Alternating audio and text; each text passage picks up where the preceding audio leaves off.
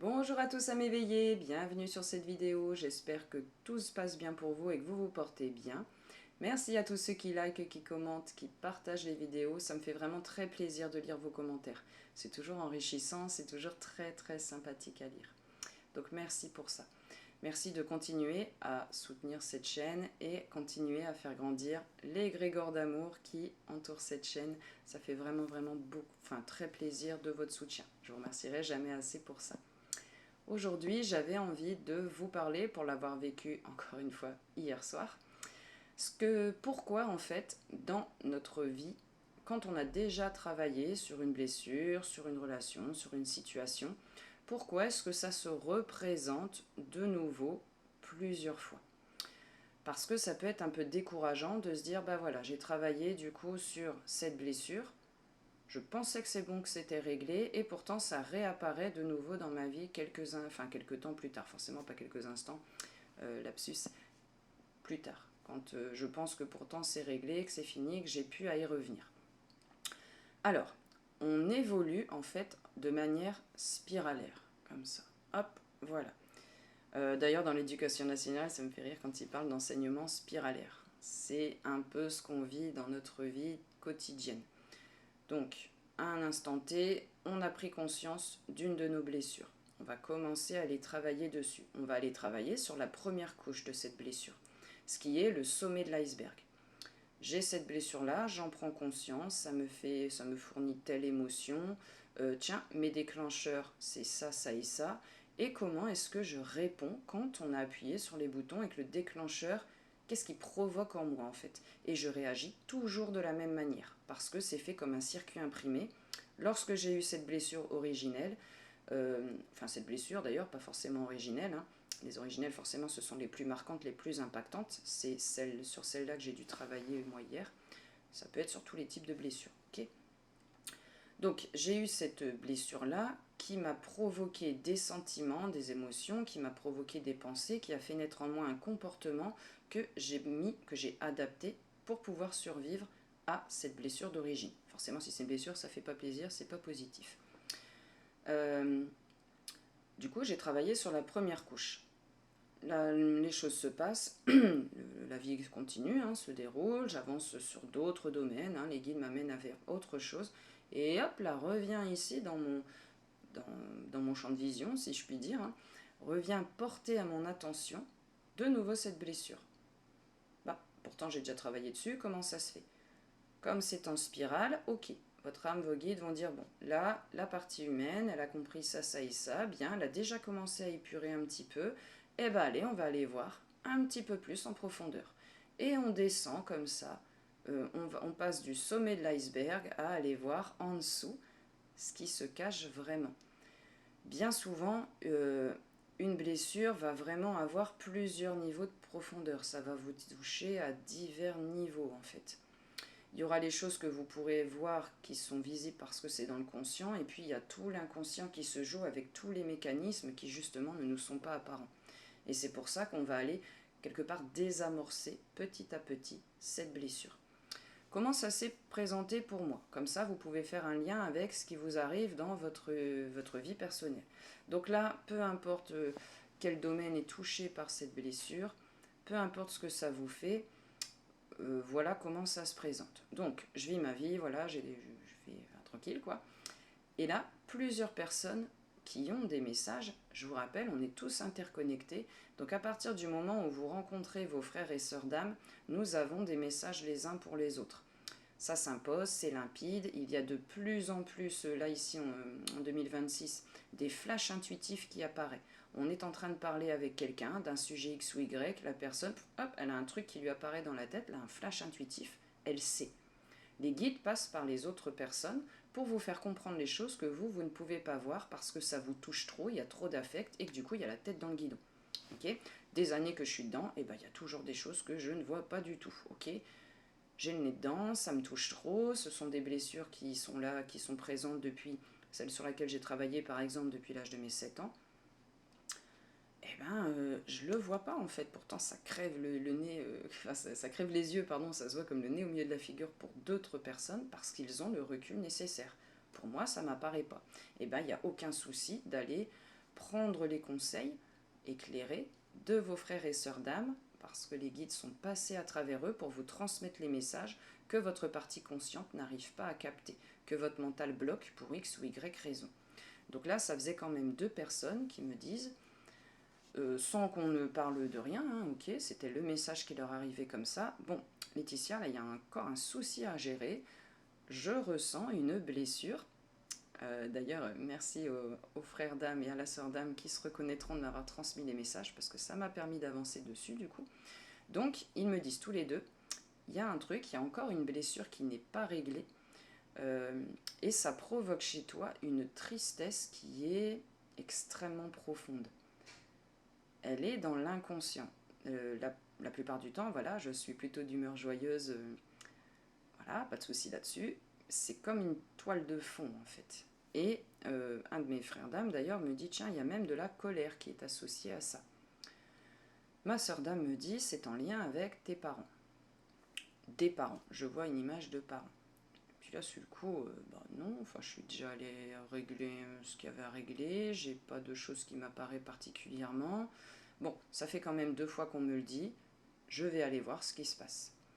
Donc, ce que j'ai fait hier, méditation, connexion du coup avec mes guides, donc je fais toujours la connexion cosmotellurique, puis je décide de partir dans l'astral parce que c'est beaucoup plus clair pour moi que de rester dans le corps physique. C'est beaucoup plus fluide, ça coule de source en fait.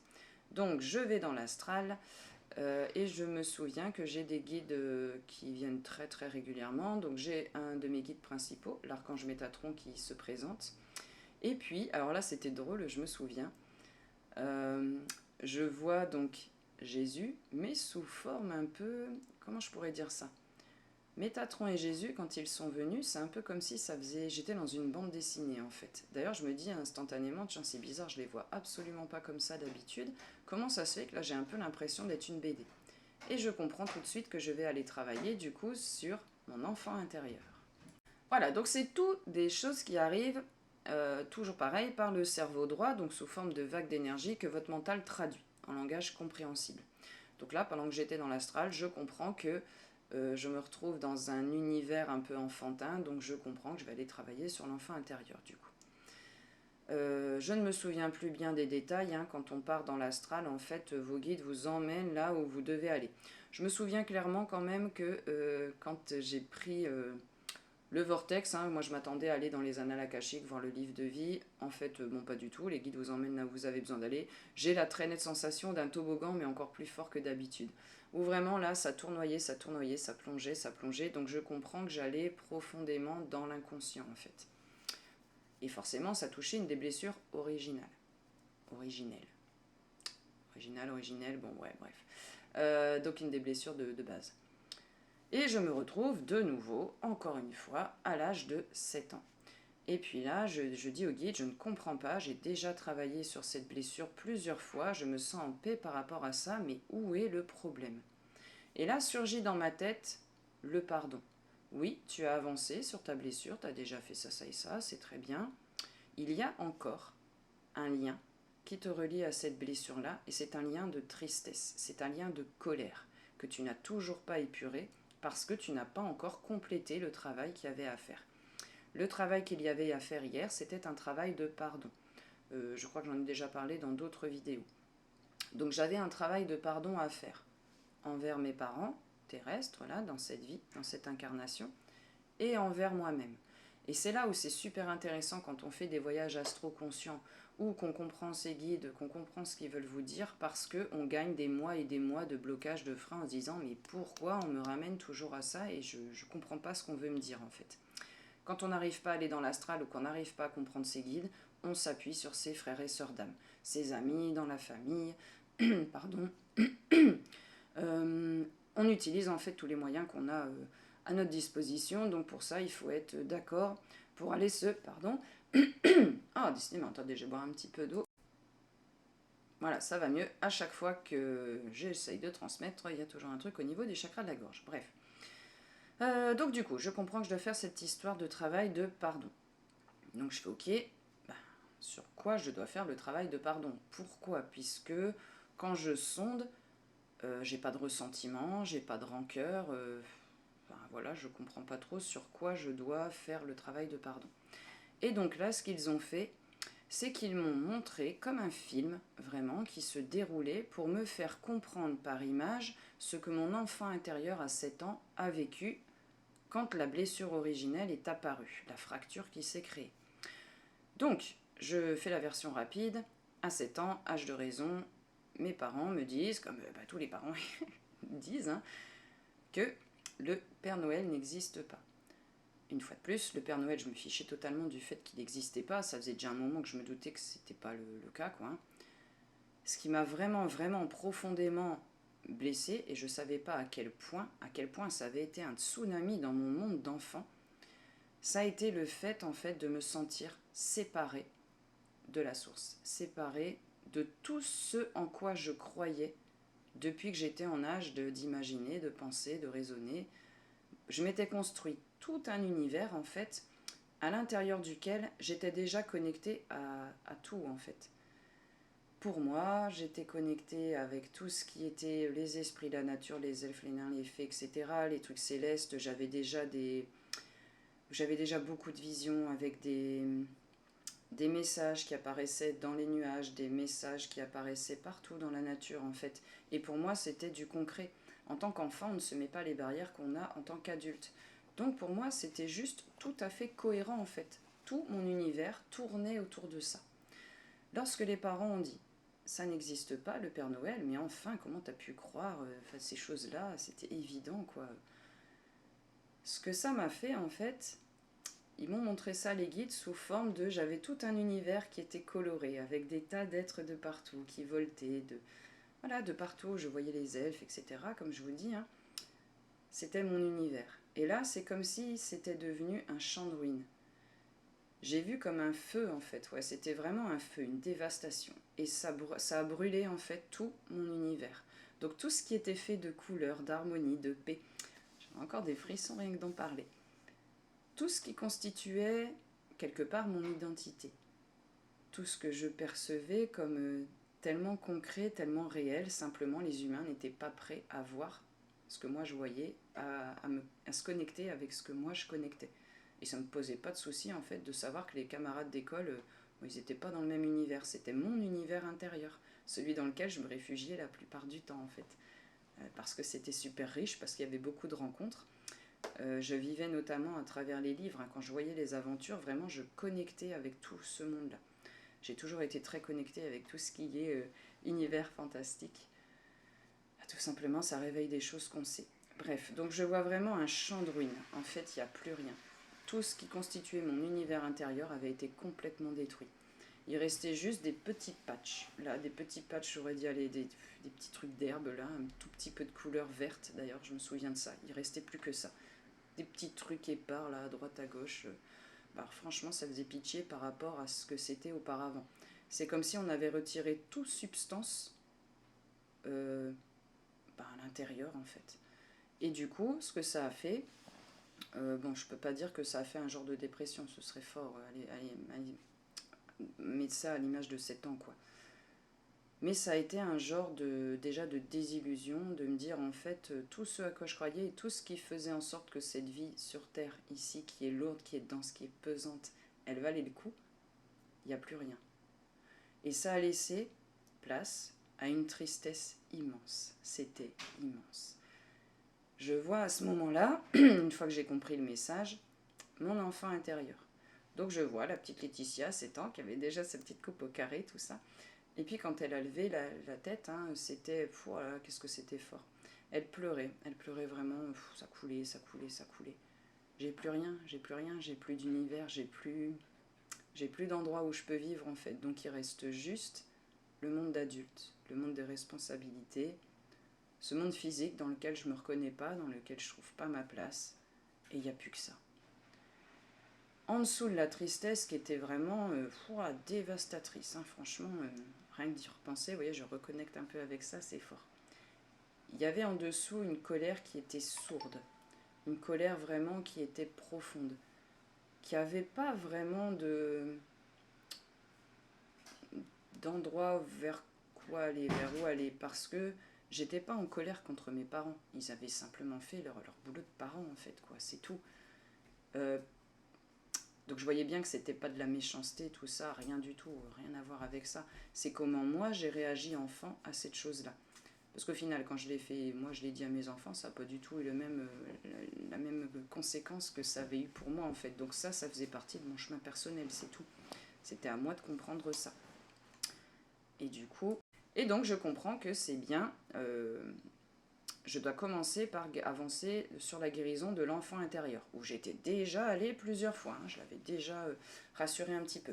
Donc l'exercice avec l'enfant intérieur, c'est un exercice de visualisation. Moi je l'ai fait en direct parce que j'étais déjà dans l'astral, donc bon, bah, de toute façon tout se déroulait fluidement, donc il y avait pas besoin quoi.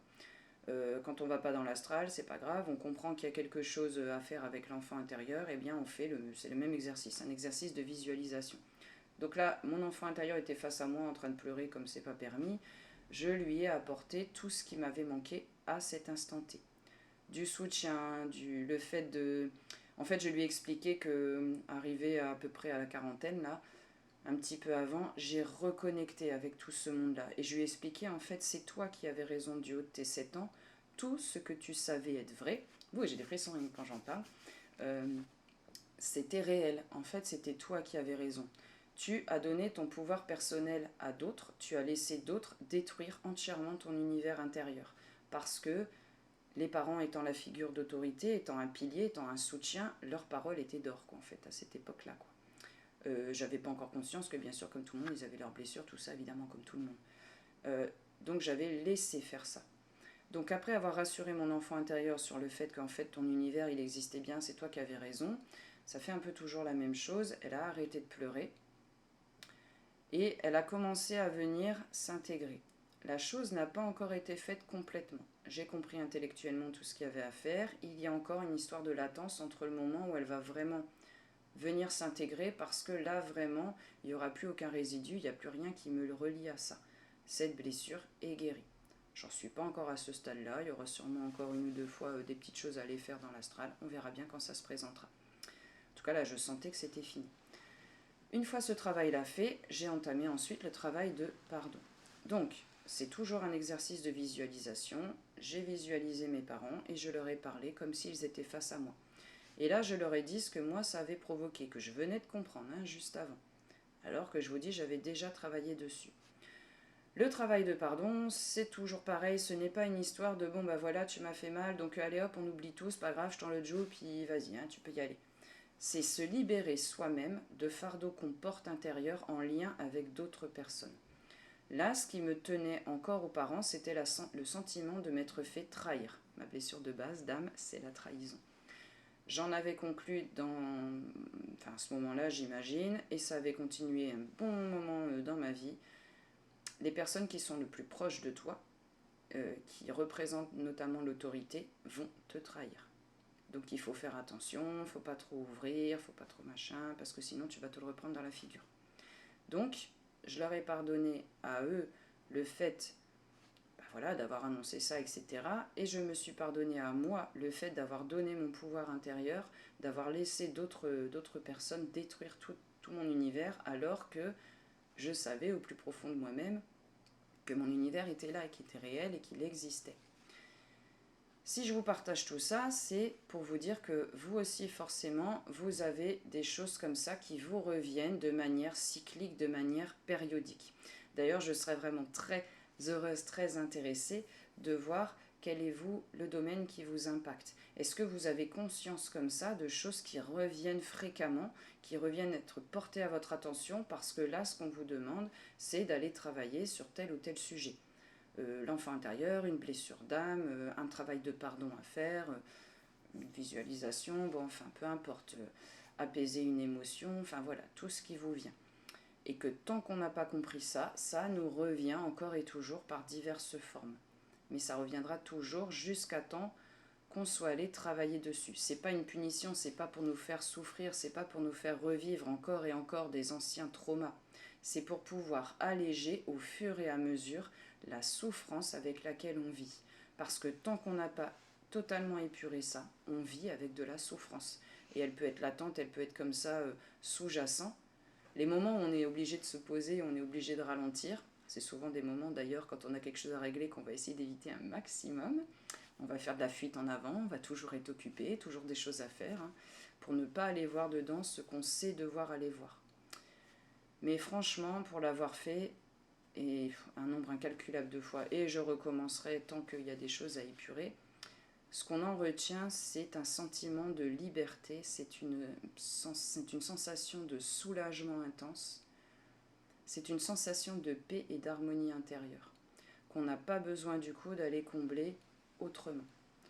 Cette blessure originelle, elle agissait sur d'autres choses. Elle faisait naître en moi des vibrations de manque, de perte, que j'allais combler avec d'autres moyens, pas forcément très judicieux.